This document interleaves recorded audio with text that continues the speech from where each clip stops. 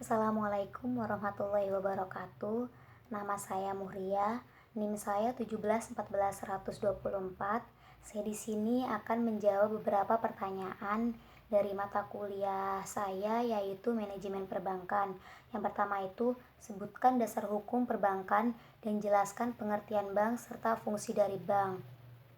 Yang pertama saya akan menjawab dasar hukum perbankan. Yang pertama itu ada perizinan mendirikan bank harus menurut Undang-Undang Nomor 10 Tahun 1998 Pasal 16 Ayat 2. Yang kedua itu ada bentuk badan hukum bank perkreditan rakyat sesuai dengan Undang-Undang Nomor 7 Tahun 1992.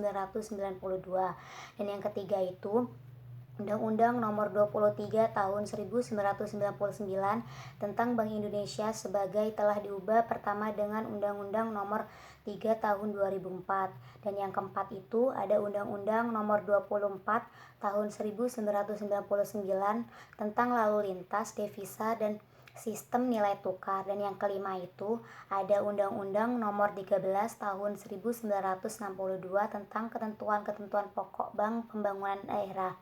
Dan selanjutnya pertanyaannya, jelaskan pengertian bank. Bank menurut Undang-Undang Nomor 10 Tahun 1998, bank adalah bank usaha yang menghimpun dana dari masyarakat dalam bentuk simpanan dan menyalurkan kepada masyarakat dalam bentuk kredit dan bentuk lainnya dalam rangka meningkatkan taraf hidup masyarakat. Dan selanjutnya yaitu fungsi dari bank. Yang pertama itu menghimpun dana, yang kedua menyalurkan dana, dan yang ketiga itu memberikan jasa layanan lalu lintas pembayaran dan jasa layanan perbankan lainnya. Selanjutnya pertanyaannya, jelaskan sejarah Bank Mandiri. Bank Mandiri adalah bank yang berkantor pusat di Jakarta dan merupakan bank terbesar di Indonesia dalam hal aset, pinjaman, dan deposit. Bank Mandiri ini didirikan pada tanggal 2 Oktober 1998 sebagai bagian dari program restrukturisasi perbankan yang dilaksanakan oleh pemerintah Indonesia.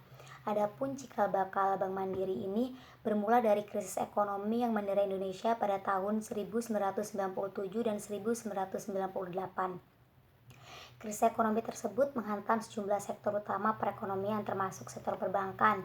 Untuk menanggulangi krisis tersebut, pemerintah perlu melakukan restrukturisasi bank yang dinilai tidak sehat, baik bank umum milik pemerintah maupun bank swasta lewat bantuan Bank Dunia, IDB, dan IMF.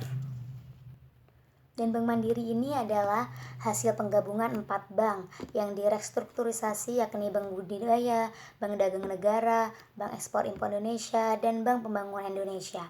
Pasca penggabungan keempat ini, Bank Mandiri perlahan melakukan konsolidasi internal.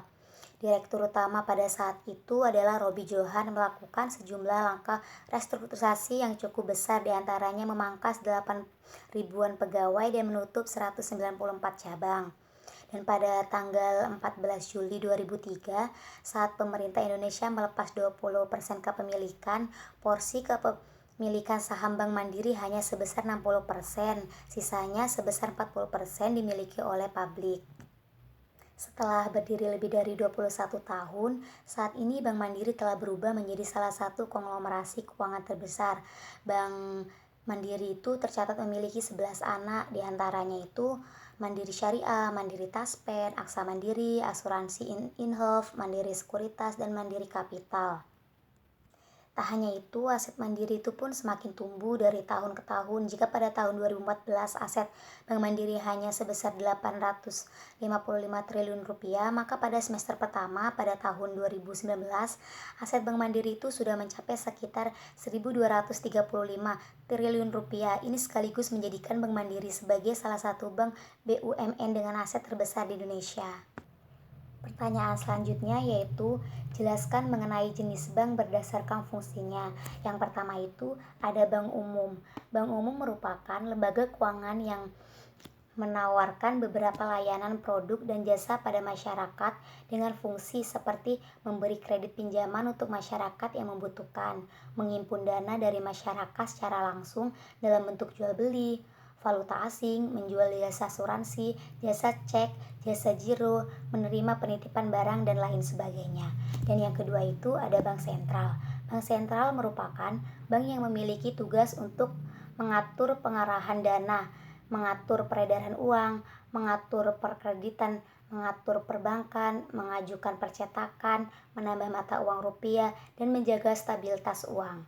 Dan selanjutnya itu ada Bank Prekreditan Rakyat, merupakan bank penunjang yang mempunyai keterbatasan dana yang dimiliki dan wilayah operasional dengan layanan yang juga terbatas, yaitu menerima simpanan masyarakat umum, memberikan kredit pinjaman namun dengan jumlah yang terbatas.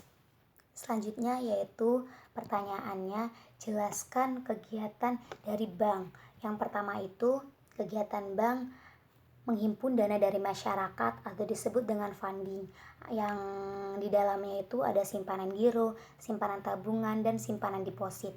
Yang kedua itu ada menyalurkan dana ke masyarakat atau disebut dengan lending, yang di dalamnya itu ada kreditan investasi, kredit modal kerja, kredit perdagangan, kredit konsumtif, dan kredit produk.